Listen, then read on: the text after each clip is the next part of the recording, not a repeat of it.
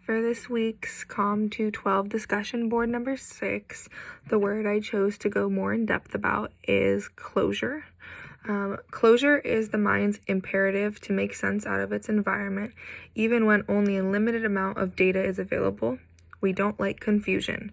So for example, for me, about 8 or 9 months ago, I was still pretty new at my job at the emergency vet hospital, and there was an Australian Shepherd puppy that came in with a head tilt, a little special. My dream dog has always been to have an Australian Shepherd, and I just don't, I've never been the one who goes to a breeder. No judgment on people that do, but I like to rescue all of my dogs. And so it's really hard to find an adult Australian Shepherd that can get along with other dogs that is a rescue or a puppy even. There's just not very many puppy adoptions for Australian Shepherds, even Australian Shepherd mixes. And so I've been waiting for the right opportunity to adopt one.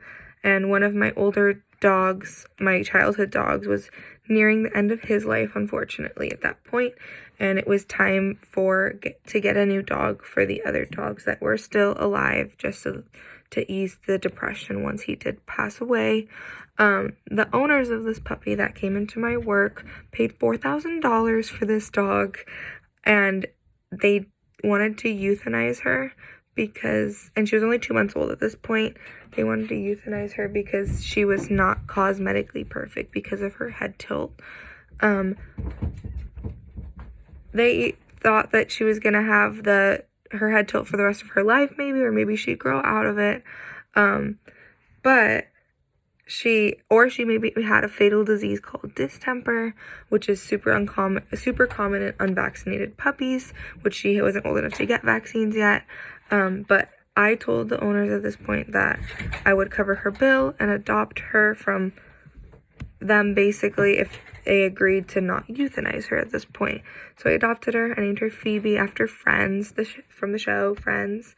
I also call her Tippy Taps because she tends to have, she has a little head tilt like this, and she falls over sometimes.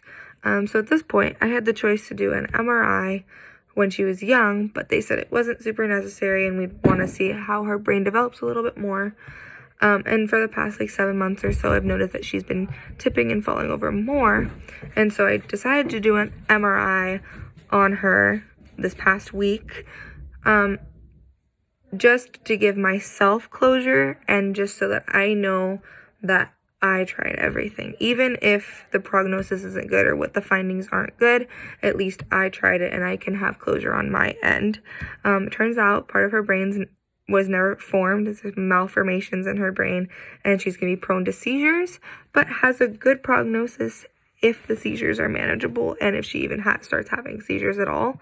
But at least on this end, I have closure now, which is very important. Thank you.